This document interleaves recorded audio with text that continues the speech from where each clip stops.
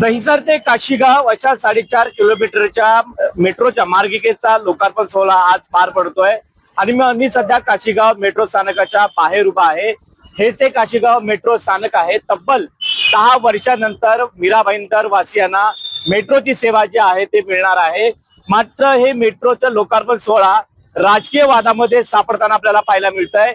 Railway metro स्थानकाच्या बाहेरच परिवहन मंत्री प्रताप सरनाईक यांच्याकडून दहिसर ते काशीगाव मेट्रोचे लोकार्पण मीरा भाईंदर मेट्रोचे शिल्पकार असं करण्यात आलेलं आहे। तर याच बॅनरच्या मागे जर पाहत असाल आपण तर भाजपचे आमदार नरेंद्र मेहता यांनी देखील मीरा भाईंदर शहरातील मेट्रोचे शिल्पकार असं या बोर्डवरती लिहिण्यात आलेलं आहे।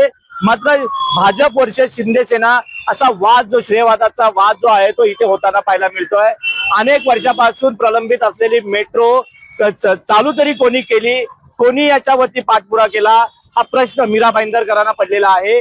मात्र सध्यागत चालू होणाऱ्या मेट्रो सेवेमुळे मीरा भाईंदर शहरवासियांना कुठेतरी प्रवास जो सुखकर आणि लवकर होताना आपल्याला पाहायला मिळणार आहे।